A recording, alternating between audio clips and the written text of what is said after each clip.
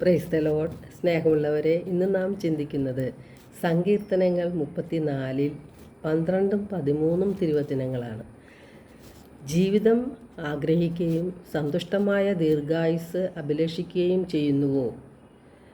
തിന്മയിൽ നിന്ന് നാവിനെയും വ്യാജഭാഷണത്തിൽ നിന്ന് അധരങ്ങളെയും സൂക്ഷിച്ചു കൊള്ളുകയും.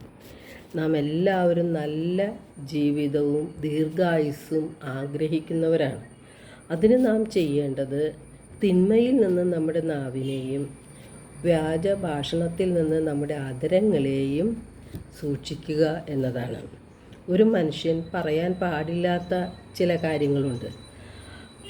ശപിക്കുന്ന വാക്കുകൾ, വെറുപ്പുണ്ടാക്കുന്ന സംസാര രീതികൾ, ശാപവാക്കുകൾ, അതുപോലെ തന്നെ വിദ്വേഷവും വെറുപ്പും അഹങ്കാരവും മനസ്സിൽ സൂക്ഷിച്ചുകൊണ്ടുള്ള സംസാര രീതികൾ, നെഗറ്റീവായ ചിന്താഗതികൾ, ഇതെല്ലാം നാം ഉപേക്ഷിക്കണം. നാവിനെ നിയന്ത്രിക്കണം. തിന്മയുടെ ശക്തിയായ സാത്താനാണ് വാശിയും വൈരാഗ്യവും വിദ്വേഷവും പ്രതികാര ചിന്തയും അഹങ്കാരവുമെല്ലാം നമ്മുടെ ഹൃദയത്തിൽ നിറയ്ക്കുന്നത്. അവൻ്റെ കെണിയിൽ വീഴാതിരിക്കുകയാണ് നാം ചെയ്യേണ്ടത്.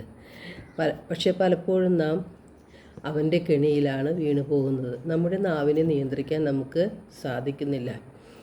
സാത്താൻ വരുന്നത് നമ്മെ നശിപ്പിക്കുവാനും നമ്മുടെ ആത്മാവിനെ അവൻ്റേതാക്കി മാറ്റുവാനുമാണ് അവൻ ശ്രമിക്കുന്നത്. അപ്പോൾ നമ്മുടെ ഹൃദയത്തിൽ വെറുപ്പും വൈരാഗ്യവും പ്രതികാര ചിന്തയുമാണെങ്കിൽ നമ്മുടെ അധരങ്ങളിൽ നിന്ന് വരുന്നതെല്ലാം നെഗറ്റീവായ ശക്തിയാണ് പുറത്തു വരുന്നത്. കാരണം ഹൃദയത്തിൻ്റെ നിറവിൽ നിന്നാണ് അധരം സംസാരിക്കുന്നത്. ഹൃദയത്തിൽ നന്മകൾ സൂക്ഷിച്ചാൽ നമ്മുടെ അധരങ്ങളിൽ നിന്ന് നല്ല വാക്കുകളാണ് പുറത്തു വരിക. നെഗറ്റീവായ ഒന്നും തന്നെ നമ്മുടെ അധരങ്ങളിലൂടെ പുറത്തു വരികയുമില്ല.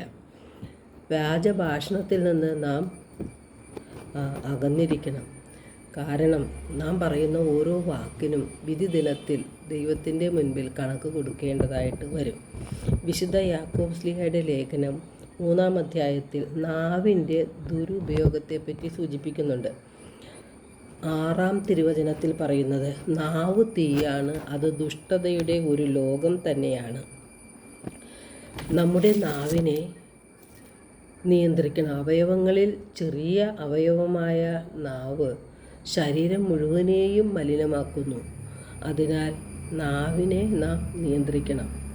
അതുപോലെ വ്യാജഭാഷണങ്ങൾ ഒഴിവാക്കണം. തിന്മ പ്രവർത്തിക്കാതെയും സംസാരിക്കാതെയും ഇരിക്കണം. പരദൂഷണവും കുറ്റം വിധിക്കലും ശാപവാക്കുകളും വെറുപ്പുളവാക്കുന്ന കാര്യങ്ങളും നാം ഒഴിവാക്കണം.